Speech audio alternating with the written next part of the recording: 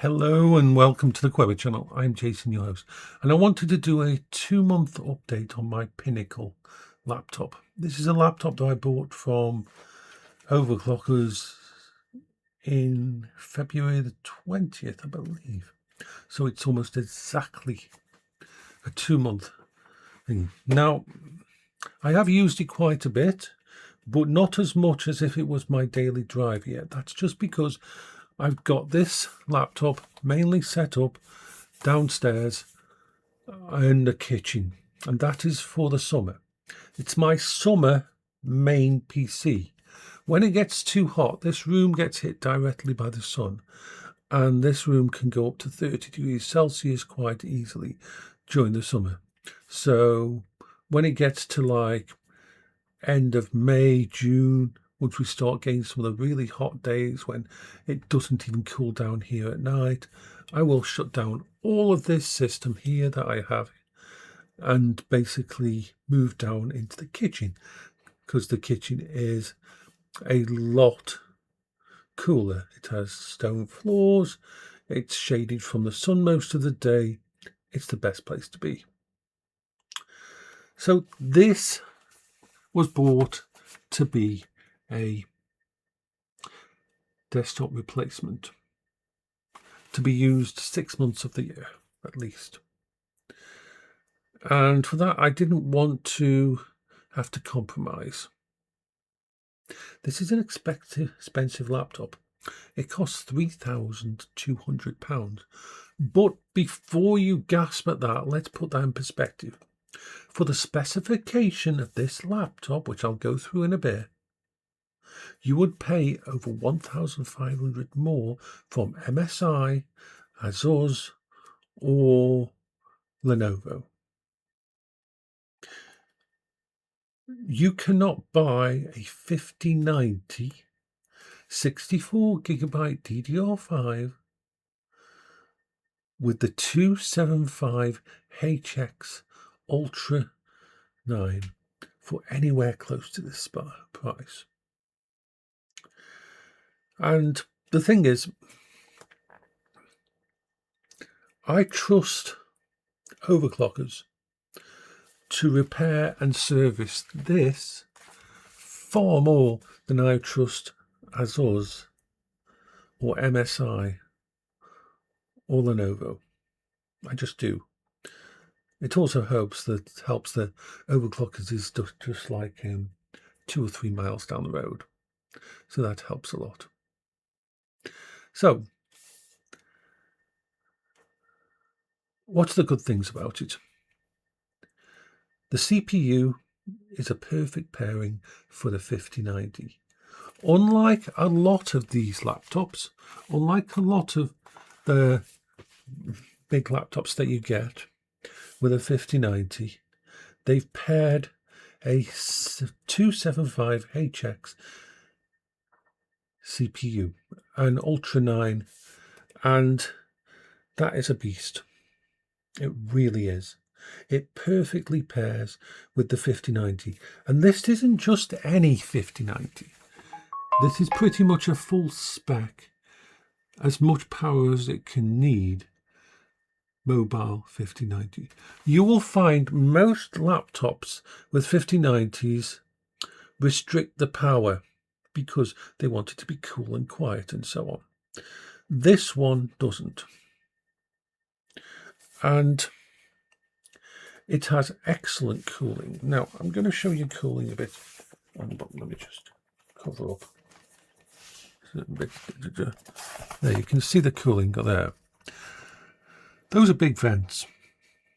Really nicely put together vents. Let's show you the ports as well.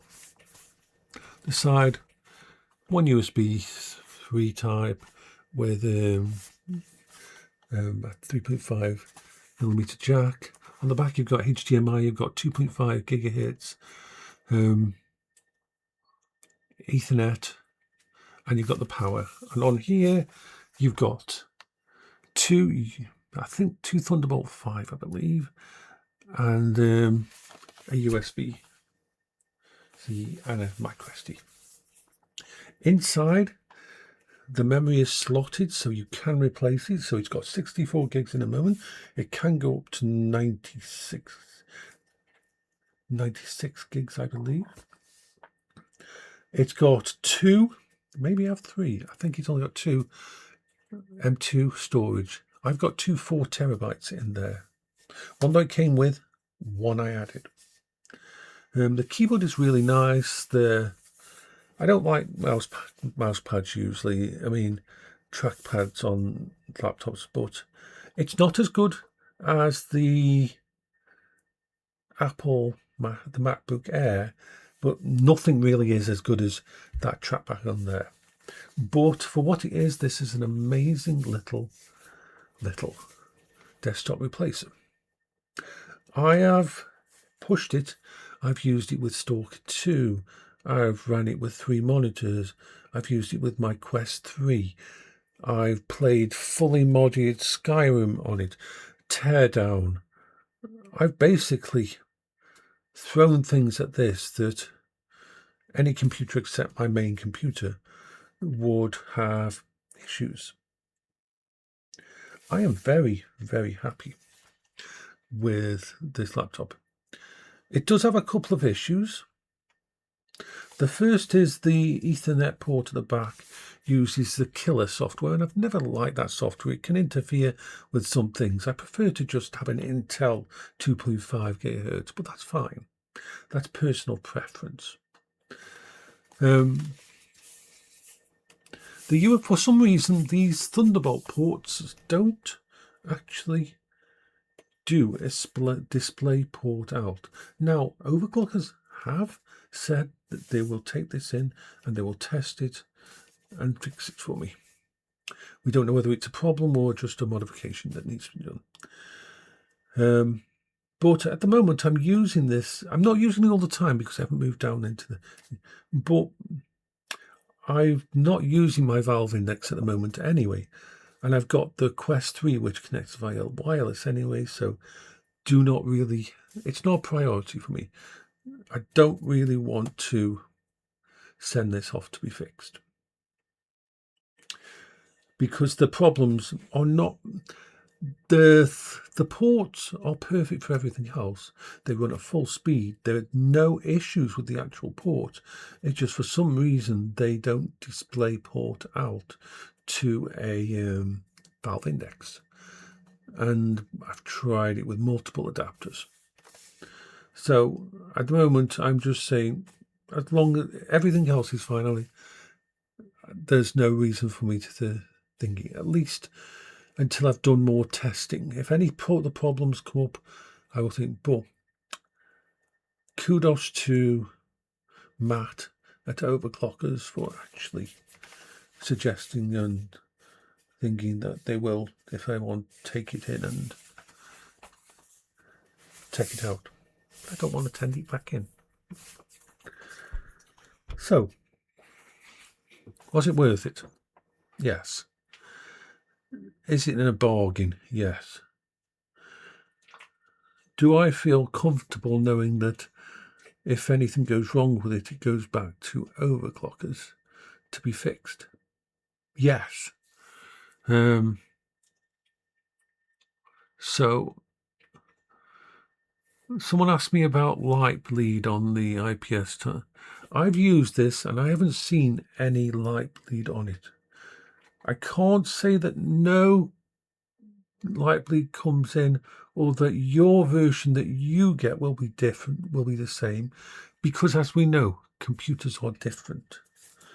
I am very, very happy with it though. So I'll give I'm going to do a 6-month review on it. At the moment it's 2 months. I'll give a 6-month review and see how it goes. I'm going to run a lot of tests on it, and once I actually move down into the kitchen and start using it full time, we'll see if there's any issues. But I haven't seen any issues at all in the times I've used it up to now. So I want to let you all know that that's all okay and say bye-bye for now.